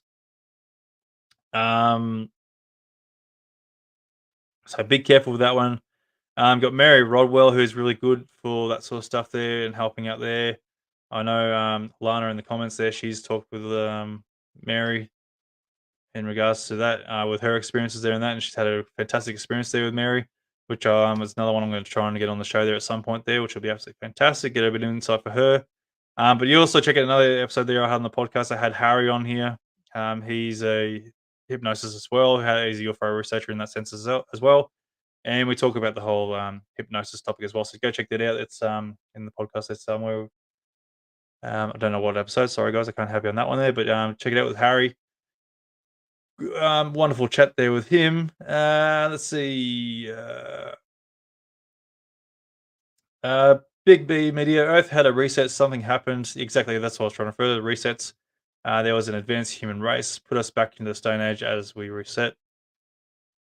Yeah, so that's what I'm sort of feeling. There's got to be some sort of reset or something that's thrown us back again, or whether or not we were planted again to sort of a bit of observation because these crafts are flying around and they all more so seem to be observing or studying us in that sense. I sort of feel. Otherwise, they'd probably be a bit more interactive in that sense. We are closer to Cleopatra than she was to the building of the Sphinx. Fair enough. Um, Big B's, even the whole pyramids held aligned perfectly with stars thousands of years ago. It's a good topic on that one there. Like, how do they even know to sort of really align them really well? There's obviously something there that they've understood. Some sort of maybe technology, some sort of knowledge there that that's been lost over time or has been hidden either way. Let's see what the theories they have is laughable, but something happened. Oh, they look, there's definitely lots of things here that's laughable, but obviously there's a bigger picture here that we just don't understand. Excuse me. Electric cars were around far longer before gas, but agreed and oil production was more important. Yeah, greed's taken over the whole world, and that's what's thrown us under the bus here with where we are today. Because electricity was a big thing back in those days, and if you go by the rumors of Tesla, with his knowledge there, apparently he had free power. Inventions there that sort of would have changed the world in that regard, like benefited humanity itself. But unfortunately, the big production companies there wanted to go and make money out of something. So like, what are you going to get out of free energy? It's it's a shit world we sort of live in. Greed is a bullshit thing. We shouldn't even be a thing. We should be living in love and prosperity in that regard. Because I can't see the advantage of being like having tens of billions of dollars in your pocket for what? Just to go and see it, just wave it around, showing everyone how big your dick is because you got the most money in the world. Like, no one really cares. all these people here, us, the middlemen, working every day, working our asses off to try and make a living there, and yet everyone's sort of struggling to even have a decent life. You make the most of what you got, but corruption in the world is just it's horrible. I hate it. Everyone should be having a free life. Why should we be slaves to the corporations? But unfortunately, that's how the world rolls, and we just got to roll with the punches there. So it's shit. Yeah, I can keep going on about that. Yeah. So where do we go next? Trying to think where I can go next now. The only species to pay to live on a planet. Exactly. Yeah. It's shit. um, where do we go from here now? So we're talking about disclosure. We're talking about the US and that. Um, where can we go? Any ideas on where you'd like to go next, guys? I've got a little bit of time on me. And still want someone get someone in here. Come on, like click that link in there. You should be able to join in on the stream. Like I at least I hope it works. Um, to get you in there. Um, it's I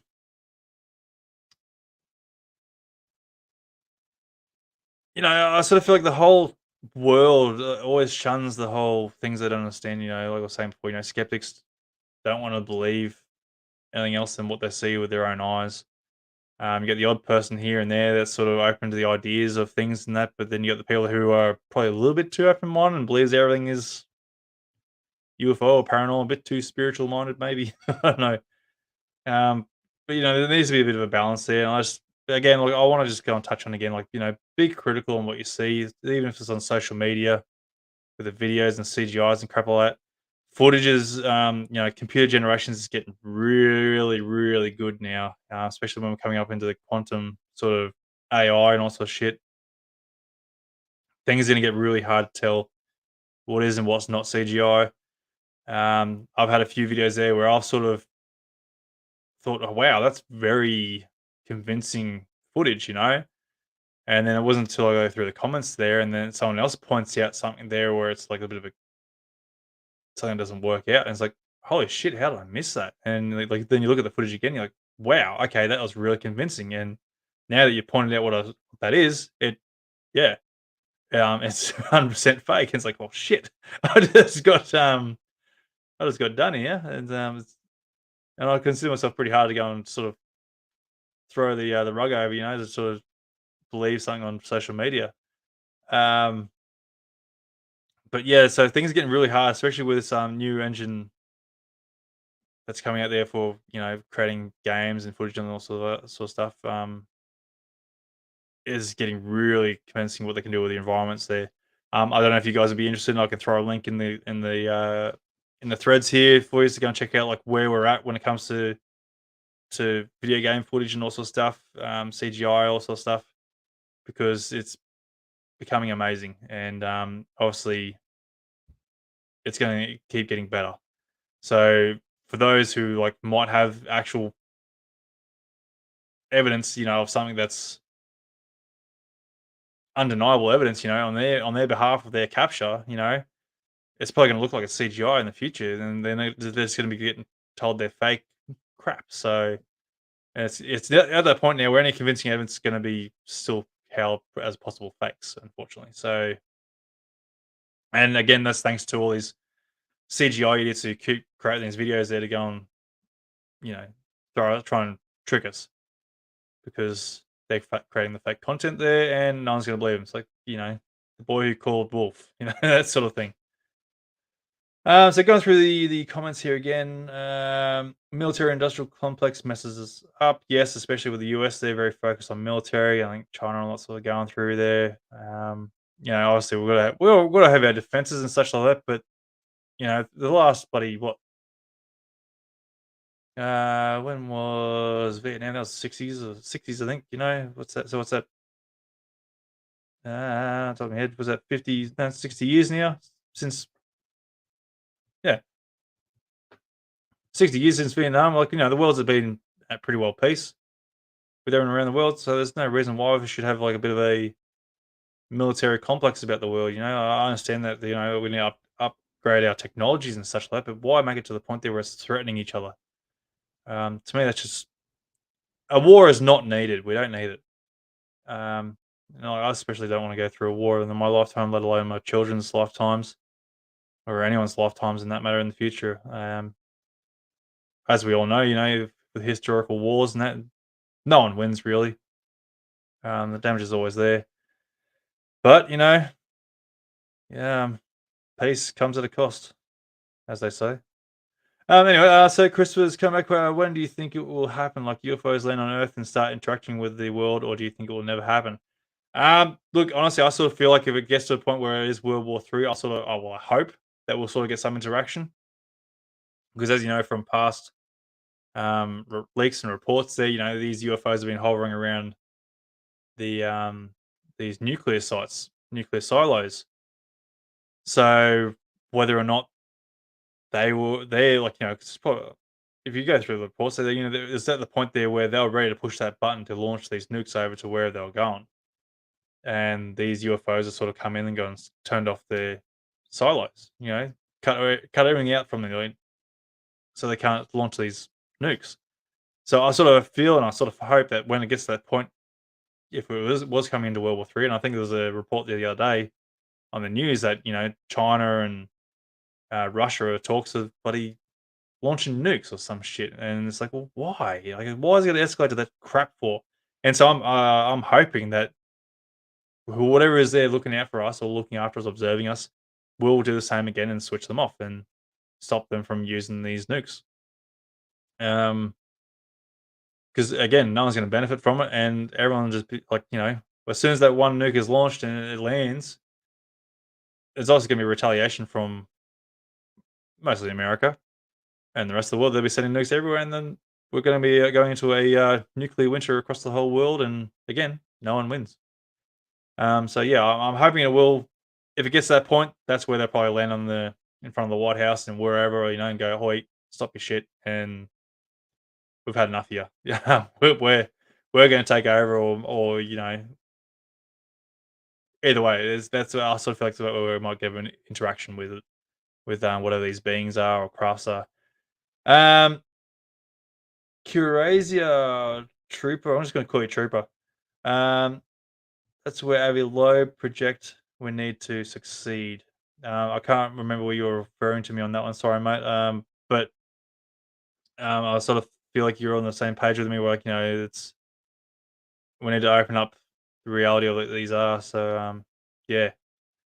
Um, yeah. Look, it's just one of those things you can sit around and wait for, isn't it? It's a pain in the ass. I hate it. But because obviously, like I was saying, the evidence is there from the public's eyewitnesses, witnessing accounts, and like, how is that not good enough evidence to the public of these things actually happening? Not everyone's crazy, not everyone's on drugs. No one needs to be in a crazy house or a nut house in straitjackets because they're questioning their mentality because they've seen something. Um, I should also point out that well, with my first experience, that if you've been here since the whole show, thank you for sitting in. That wasn't my only encounter. I've seen a couple of things now. Of these, well, I don't know whether you want to call them that satellites. I'll point out again. I'll say this: I haven't seen anything do anything phenomenal. Like, people report they're seeing these things doing zigzaggy sort of stuff, or just zipping off and disappearing over the horizon or wherever at phenomenal speed. I haven't seen anything on that, and I'm hoping one day I will. Because to me, that's gives more credibility to what I'm doing. I've only just seen objects that I can't identify because I can't explain what it could possibly be. I can have an idea what it might be, but again, then the evidence sort of outweighs that and goes, look, it's not really that. Um, so the other experiences I've had is mostly just like a light going from one side of the horizon to the other horizon. So this one went from west to east, and look, they covered the whole sky within probably about 2 minutes. And if anyone knows, like, the ISS goes over on a good day, that goes over in within 5 minutes. That's a decent amount of time. Or because then it goes and fades off into the other side of the dark side of the Earth, like most satellites. So from what I've seen there, it's too fast for what any usual normal satellite would do. And I actually put a report up on the UFO page there. I got the other night because I was out there having a few drinks there with some mates and that, and I saw one object going about probably that same speed. It covered the whole sky within probably about 2 minutes. But unfortunately, it didn't go from one side of the horizon to the other because just from where I've seen it, followed it, and it's going extremely fast, faster than your average satellite. Like this thing was hooking along bloody fast. And I put and go, what the hell is that? Check that out. And you know, I was going across the sky, and then next minute is the second one, but it's like a little bit further across the sky, and so both sort of going the same speed along with each other, and it just faded away because it went out of the sun there and into the dark side of the earth. So what that was, I have no idea. I can try and speculate on what they could have been satellites. People are saying it's Starlink. It's too fast for Starlink. Starlink's going 30,000 Ks. This thing's probably going like maybe 50, 60,000 kilometers across the sky. Because the average satellite travels around about, 30,000 kilometers an hour, depending on how far it is from the Earth. You've taken that detail there of how close it is to the Earth and the speed and the trajectory it needs to do so it doesn't get sucked back into the Earth's gravity. So yeah, whatever those objects were, I don't know because they were bright. There was no signs of any, the normal navigation lights or anything like that for the plane. Just two bright lights. Probably about this. If you go outside and you look at Venus, there's probably about the same brightness as that. Like they're pretty bright and pretty obvious, so they stood out. So that was quite good to see something like that and go, wow, okay, we've got something else here. Um, so Hell Hath, g'day, thanks for joining us. Says hi Anthony, many thanks for all you do. No, I appreciate it. Thank you. Yep, thank you. What's your thoughts on the CE5 protocols? Saying love and the best wishes from Perth AU. Yeah, great. Thanks for tuning in. CE5. I'm not skeptical. I hate the word skeptical. I'm critical on the thoughts of this. Like obviously there's a lot of opinions and thoughts and experiences on this, different opinions. And for me personally, I haven't tried it properly. We were meant to go and try it when we went down to Lake Mondoran. But obviously we were too in the moments and talking and whatnots and didn't even get a chance to do it. I'm not against the idea of the CE5, but because I haven't done it myself, I can't really give my opinion on it. But going from other people's experiences on the CE5 contact there, again, it's sort of my critical, objective mind sort of things like, well, what are they looking at to sort of say they are getting some sort of contact? Because you got like as long as these people have an idea of what's in the sky and what to see or what to expect in the sky in that nature, then if they're seeing something that's not of our usual sky observations, then it could potentially be something. I just haven't seen any footage or any real sort of um, evidence to really back their claims that the CE5 does work. Um, Look, I'm all for the spiritual side of things, like there's some sort of vibrations and connections to whatever's out there, whether that's a thing or not. Yeah, I'm all for that. I sort of feel like there's a thing, but yeah, again, like it depends on what they're seeing and to claim it as a actual contact because you got the satellites there, and then you might have the odd people are aware of geostationary satellites. Now these are satellites that are hundreds of kilometers out away from the Earth, and they're geo locked to a certain point on the Earth. So these things will rotate around on that point, observing the Earth directly on that point, and go with the Earth in the rotation. So they're locked there. They don't just like not they're not like the normal ones you see there going along the horizon, the sky.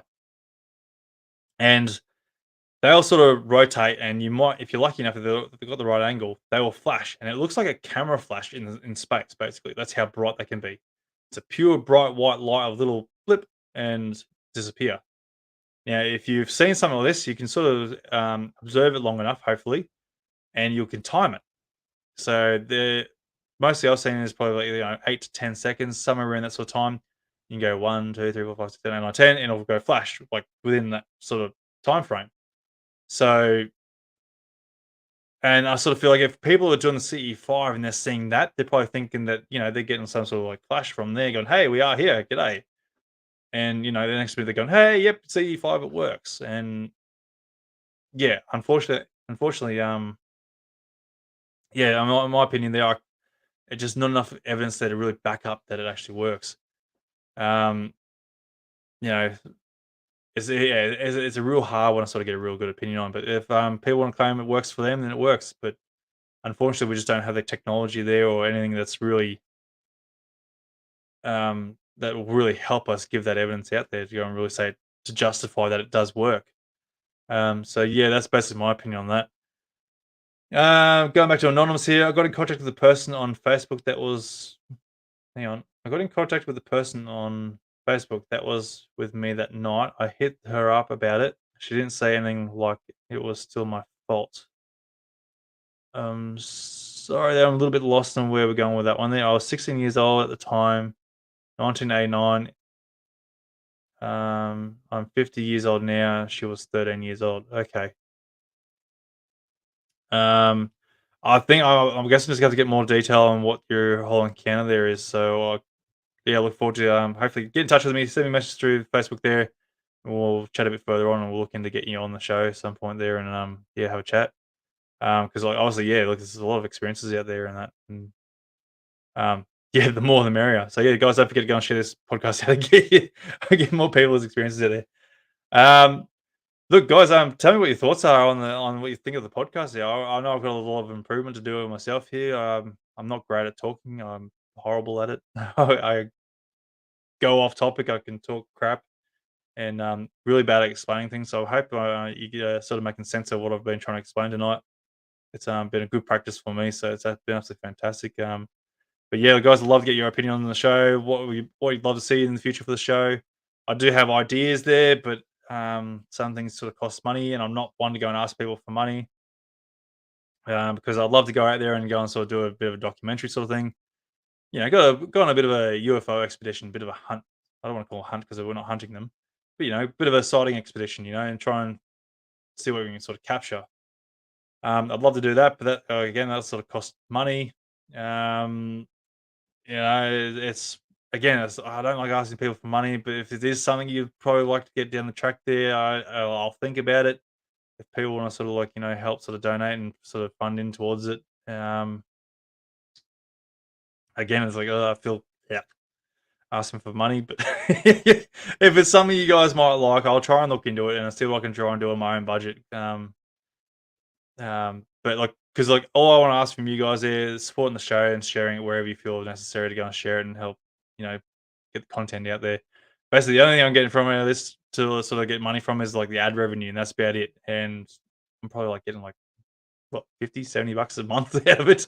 Not that it's much, and not care for it, but it just helps cover the show a little bit there for the audio and subscriptions here I'm using for StreamYard and whatnot, and just helps cover a few of those little costs there. But yeah, again, I'm not really much for asking people for money, but look, if it is something in the future you sort of want there, I'll sort of, yeah, maybe ask. See how I go with it. Um, but again, guys, like, I'm just, your support here, just listening to this podcast and getting on the shows, talking here in the chat here. To me is all the support I need. That's what I love here, and I appreciate it. Appreciate you all here for yeah, even just putting up with me. So, yeah, look, I really love doing this. It's something I really enjoy, and obviously we're trying to figure this all together. Obviously everything's all speculations and assumptions here and ideas and whatnot. Obviously there's no idea out there that's wrong, in my opinion, because you know there's just so many different aspects of this whole topic that could be right. That little 1% of that information that's right is a step closer to getting the truth, until we sort of, yeah, get them landing on our front door, basically, then they'll hopefully get the truth out of them and get more, bit more of an explanation. Um, but yeah, actually, there's one topic I can sort of go on abductions. That's a good little one to go for. My theory on abductions there, and also going through, different theories there. People I've talked to over the years there with in regards to abductions. It's been a bit of a mixed sort of uh, what would you call it? A mixed relation when it comes to abductions. Some people are saying they had good experiences there. Others had saying they've had horrible experiences there.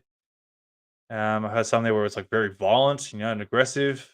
Whereas others have been very pleasant. They've been very feeling safe, and it's like, well, there's no reason to feel threatened. But I guess that's up to the person at the time who was being abducted, whether they feel it's like whether they feel scared and are very defensive on the whole thing.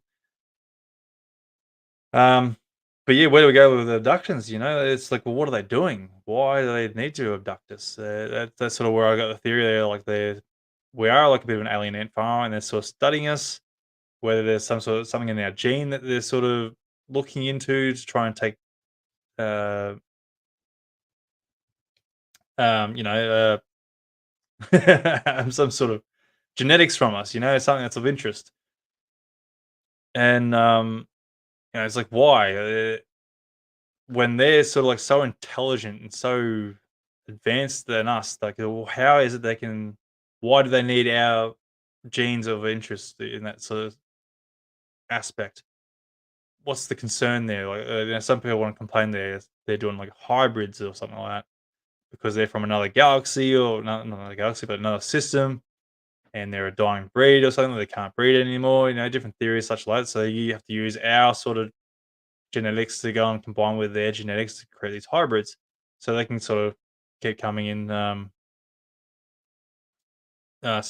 keep on continuing their race in a sense. Um, but for me, like the scariest part about the whole abductions thing is like you just don't know when it's going to happen, or if you are even an abductee. Sometimes and some people just go through their whole life not even knowing, but yeah, or some people wake up and sort of go, "I think I've got abducted." They start questioning what's been going on while they're asleep. That's to me that's the scariest part because you've got no control over the whole situation. And what do you do? Like that's all like that's our defense. Like when we go to bed, we lock all the doors and we think we're safe.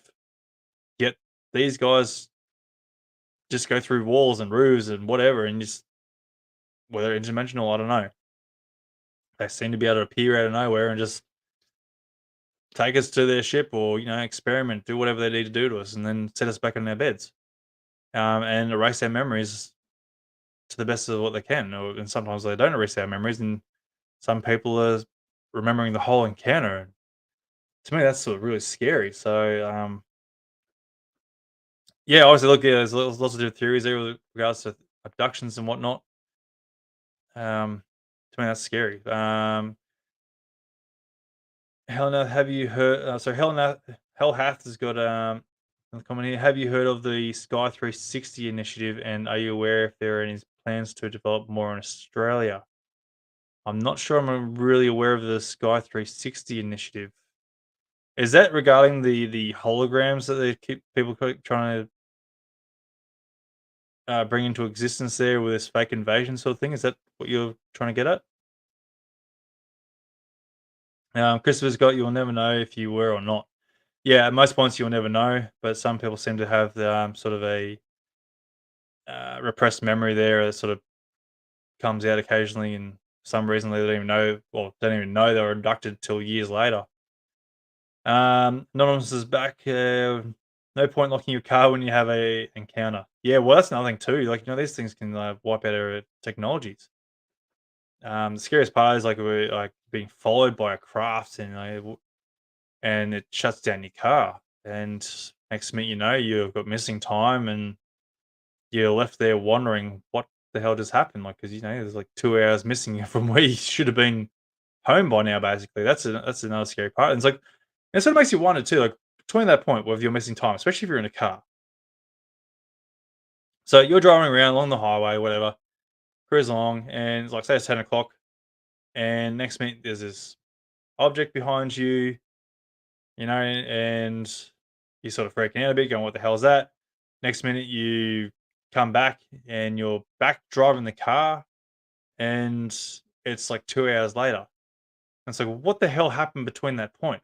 And like, where is your car during all this? Have they taken the car with you, with them, or has it been left the side of the road or something? Or, what the hell happens that part? That's to me that I find really interesting to figure out the whole in between point. Obviously they're being taken away and um at that point. So it's like, well, what's happened?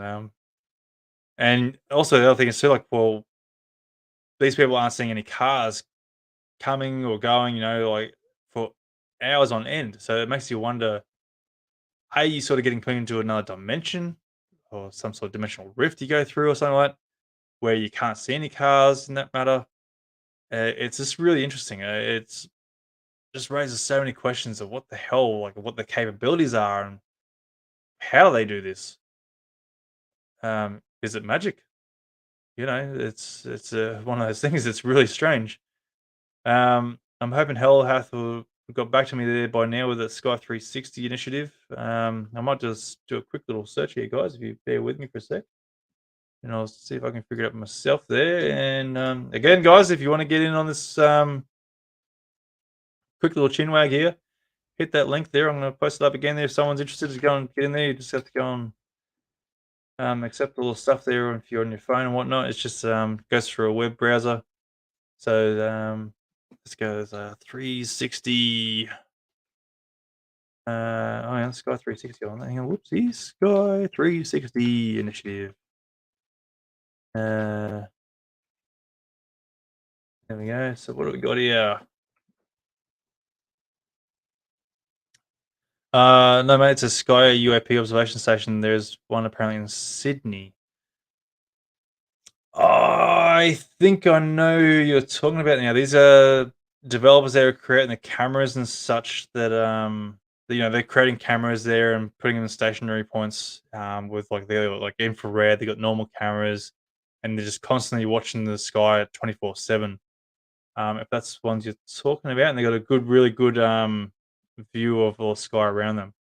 Which is something we've needed in a long time. Like I had the idea there years ago to try and do this stuff, but I just don't have the technical background to even look at doing this. But so if I can 360 so yeah, Skies 360s. Let's just go and give you a bit of an idea. Facilitate a citizen science project to observe the skies and all their phenomena around the globe 24/7 and provide harmonized, high quality results and analysis available to everyone. Develop hardware and software with and for the project community under MIT and Creative Commons license. You can support them. What that? UAP tracking. That's them. Yes, I've spoken to them in the past there, and I've posted it to the Australian UFO sightings page. And yeah, they've been really good. It's crowd funded and it's quite expensive there. I was nearly going to go and look into it to myself there to go and try and make one myself, but unfortunately, they don't make them pre-assembled. You have to go and have an idea what the hell you're doing to go and code them and put it all together. Like I can put stuff together, but when it comes to coding and all sort of stuff, I'm at a loss. um, and it was nearly going to cost like 10, 15 grand or something like that. And it's probably more expensive now these days. If I can get this on there, so give you a bit of an idea. There's a bit of a video here, so that's probably if I can just no stop that. Yeah, I'll get this a bit of a share screen so you guys can have a bit of an idea what's going on and have a look into it. And that one there. Share screen. Ta-da. So here you go, guys. Have a look at this one here. What we've got. This is a bit of an example of what they're doing. Bit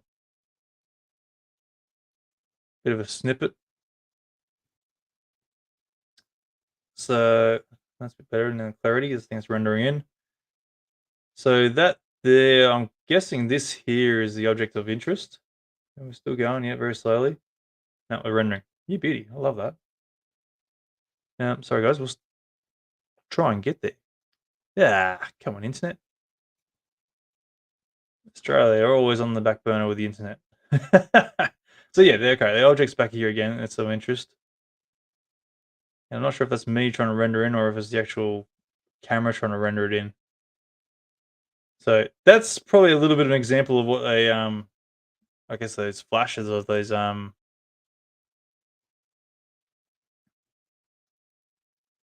no, yeah, it's moving. Oh, okay, there we go. That's interesting. That could possibly be. Well, it depends on what speed. Like, what's the time? Okay, no, that's normal time going by the clock here up here. I was going to say, is it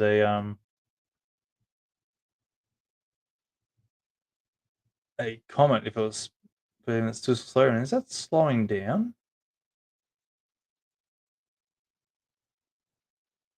And it's kind of stopping. That is interesting.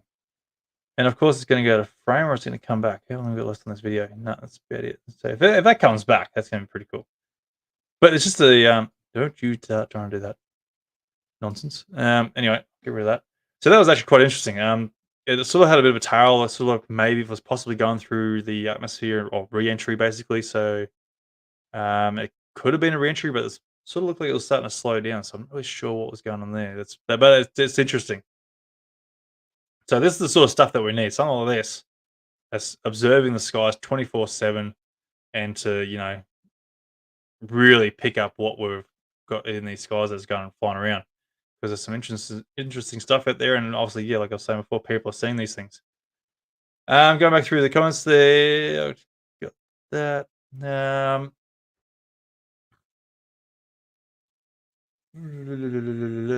Chris was saying Philadelphia experiment, that kind of technology. Maybe I'm not really aware of that one either. Um, or do I? Is that the guys that are going around with the multiple cameras on this big stick and tripod and trying to capture things with different types of cameras? That's one. If that might be the one I'm thinking of. Yeah, again, look, it just depends on what they're capturing on. Like, it's when people try to claim, like, just a light going across the sky. Like, there could very well possibly be a satellite, and then they try to go and say, "Hey, we're capturing UFOs," just to try and get the crowd content. That's they're getting the clicks and they're getting the viewers and trying to get the interest there on it. That to me annoys me. You need to go and show if you're out there trying to show genuine UFOs, you need to have something that's like something in the sky that's goes across the sky, stops, and then changes direction, goes a different direction. Not something that just fades out of the sky or a satellite light and just a speck in the sky. That annoys me when people try to claim something a UFO that's not really giving any real, you know, under undeniable capabilities in our aspects. Anonymous is back with maybe we've got a fraction of their brain capabilities and they can manipulate our own consciousness. Well, that's yes another thing too. Like it could be their technology that's sort of wiping our mind to manipulate, or they have some sort of psychological edge against us. Where they can sort of manipulate our brains. Because I've heard stories there where like I'm sure a lot of you have heard the stories too. Like where one story that I'm really interested in on this one here, what I heard is this guy's out on a farm, right? He's like, oh, I need to go check out somewhere down near the farm. He's going down towards where his dam is, go and check on the animals or whatever. And as he's going walking down the track there to get into the dam there, he's getting this real heavy feeling of like sort of like a fear, something like real, even that sense there where he's like, okay, this is something's not right here. I need to get away from here. Something's really like telling me to get away from here this here because something's not right. And so he's got the fear coming through him, and he's like, "What?" But like every step he takes, it gets stronger and stronger, and something's telling him to like turn around, go the other way, do not come down here. And so obviously he's gone back, and he's like, "No, I can't go in there because like obviously the fear has absolutely overwhelmed him." And he's like, "No, I can't go. I got to turn back." And went back up home, and you know, then as the further it got away, the feeling went away. So it's like, yeah,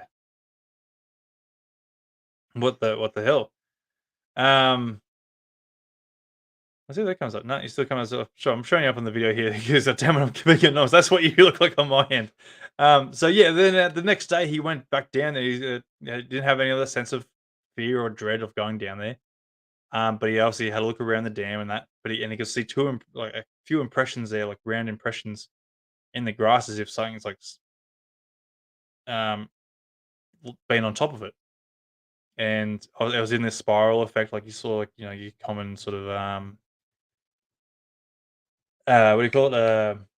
Crop circle in a sense, but obviously, yeah, it's killed the grass underneath it and left this big impression on the grass, and it's in a swirling sort of effect.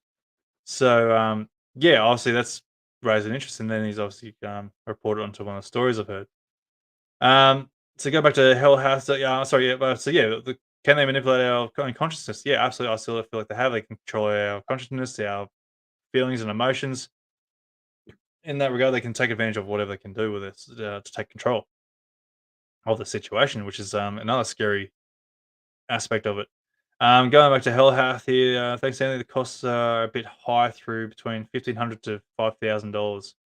Crowdfunding seems to be the go for these things. Yeah, so again, it's one of those things there where if I was to go and really look into it, to go and set up one of these cameras here somewhere and sort of have it going, it's again, it's got to be one of those crowdfunding things there. I can't afford it, unfortunately. I'd love to go and sort of be able to do this for you, but again, I'm not going to be asking you for money on it. It's just I just don't feel it's fair.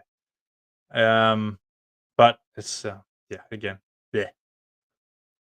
Going back to anonymous there. Damn it, I hate being anonymous. I must have done something when I joined the group. I'll fix it later. That's all good. Now, look, I'm not sure. It depends on if anyone else on my Facebook there can sort of comment. Give us a comment there if to the other users there on Facebook there if you can give us a bit of a tickle on there. I guess make sure it's not just a Facebook glitch going through there or a StreamYard thing going on. For some reason, it's covering you up. Unless you're watching through the Australian UFO sightings page, maybe and you're commenting, it could be because the group's private. So it depends on where you're watching it from. That's just an idea I'm pulling at the top of my head there. So if you jump on the encounters down under the Facebook page itself, you'll probably come up as non-anonymous, maybe. But if you are watching through the Australian UFO sightings page there, where it's getting streamed to, you might be coming as anonymous for that reason because of private group, which would be interesting to find out. So yeah, if I can get some people that are on the Facebook users there to go and let us know where you're watching it from, which streaming through. Um, but yeah, look where we want to go next, guys. I'll put probably about 10 minutes on there before we go on. Uh, Before we go and finish up, it's been. I'm actually surprised at myself. I've actually gone for this long, and yeah, geez, I think it's the longest I've ever talked. It's fantastic. It's a great practice for me. Um, Chris has come through there. The Philadelphia experiment ship that disappears. Oh, I will definitely look that up, mate. That's something of interest there. But yeah, guys, look, get in the comments of what do you want to expect from the show? What would you like to see? I'm open to all ideas. Who would you like to see on the podcast here? Like I mentioned, I'm hoping to get Shane Ryan on here with regards to the Westall experience encounters. Hoping to get him on the show there during the season. Also, we're going to get Mary Rodwell on here as well. I'm looking to get a Damien Knott on there as well. Obviously, this is all hope to get these people on there. These people are busy, got lives and that, whether they're interested or not.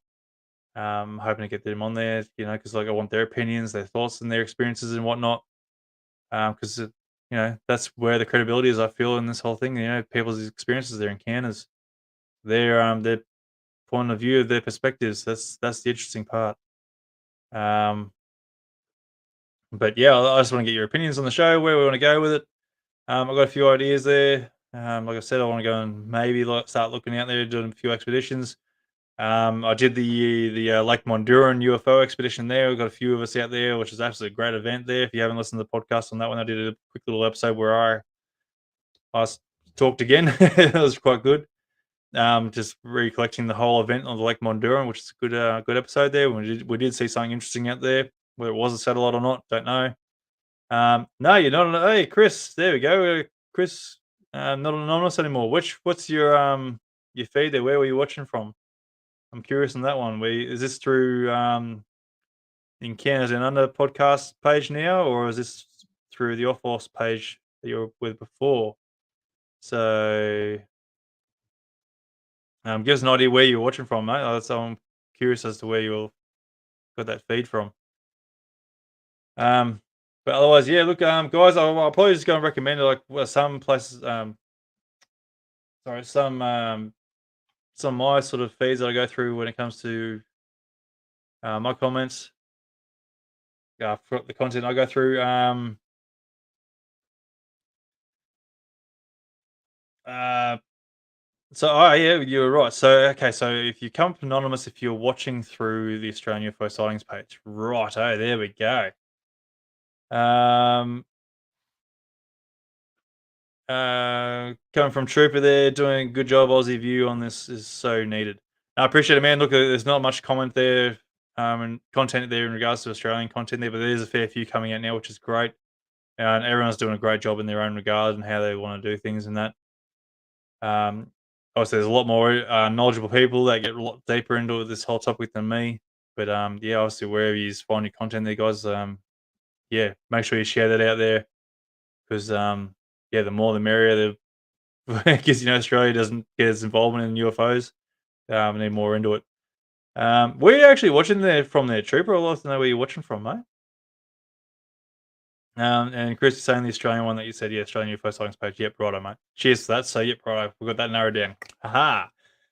So you're going to what I was going to say, like the few bit of the content that I sort of get my sort of info from. If you're unaware of post disclosure world, you got UFO Jesus there. He goes in deep with the UFO sort of things with the US there, DoD and all sorts of stuff. Gets some good content out there. He does a great job, um, which is great. Quite knowledgeable guy there. He gets very passionate about what he does. He gets he gets some moments there where he gets very frustrated there talking about it, like I do. Like we want the credible evidence and such. We want disclosure. We want hard down evidence. We want people to be taken accounted for when they talk about their encounters and experiences. We don't want this whole stigma that's still attached to the whole damn thing.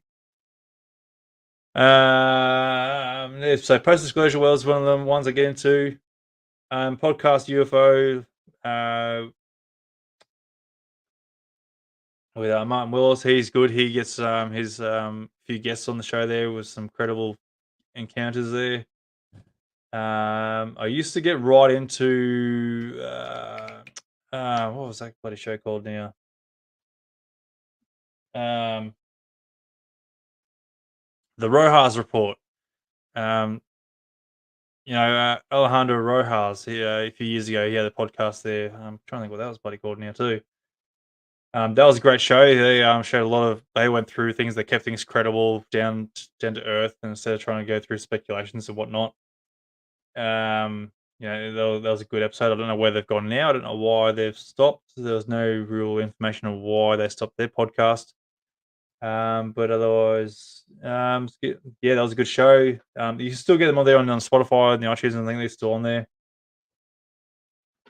And another one's obviously the Black Vault there with John Greenwald. Does a fantastic job there with his. He's attacking the DoD, trying to get freedom of information, all sorts of stuff, trying to get evidence released of the reports and such from military side of things in the US. Which we sort of need more of this sort of stuff on the Australian side of things, so we can get more Australian evidence out there. Um, Another one there is Grant Levac. Go and check him out there. He's doing his part there, trying to attack, our Australian government representatives there, trying to make sure get them on the same page as well as like trying to attack the government there and say, look, this needs to be a topic, make it a thing. And unfortunately, typical Australia, we don't care. No one wants to go and risk their careers and talking about a UFO phenomena that might not even be real. So no one in the US, the Australian government wants to really give any sort of interest back it up. But yeah, I've had Grant on the show there a few times there now. He's done a fantastic job there. What he's doing, you can like follow his content there, so you can so how you can go and get into your local representatives there, so you can try and hopefully get in touch with them and show your interest in encouraging them into pushing the UFO topic into the Australian government. Another one there is obviously got Need to Know with Ross Coulthard and Zabel. Bryce Zabel. They're pretty good. Coulthard's pretty passionate about what he does here. It's good to actually have someone who's in the media itself, as a reporter, they're risking his career there and really pushing for the whole UFO topic, which is great because we need more Australian hierarchies, or not hierarchies, but high regarded people in the community that sort of really help push this through. So, but not not to say that we need to rely on them. It's just we need to rely on more of the public to go and to really start pushing for this. And so I've got an idea. One of the ideas I want to do is I'm going to look at organising a protest. I sort of feel like we need to sort of get together a bit strongly. I'm going to try and organise this around the West. It's going to be very hard to sort of organise because I need people from all around the states and cities to really sort of get together there and organise their events. And I sort of feel like we need to really protest hard and start like going, look, Australia needs to go and take this seriously. We want the truth. We want the evidence, and really sort of get this out there. Like, I sort of feel like it needs to be a worldwide thing, but I sort of feel like if we push this in Australia, we'll hopefully get Australia to really sort of knuckle down a bit more and take it seriously that the public wants to know and deserves to know, and should know, because they're public servants to us. Then that's, to me, is should be local knowledge for us. That's freedom of information right there for us, in that sort of regard. So, guys, if you sort of on the page with me there to go and sort of feel like we should need to do a bit of a protest, let's get into it. Let's do it and really push out our point there. We've got our entitlements there. We have a right to know what's out in our skies, whether it be you know um, the adversaries or something unknown. They've got some idea what's going on. So I sort of feel like, yeah, we need to push and make it more public knowledge in Australia. Get Australia down on the on this whole topic. So Hell has in the comments there. Thank you for your show, Anthony. All the best in your future endeavors. We'll be recommending you to our Perth UFO group. Please let us know if you ever come over to WA.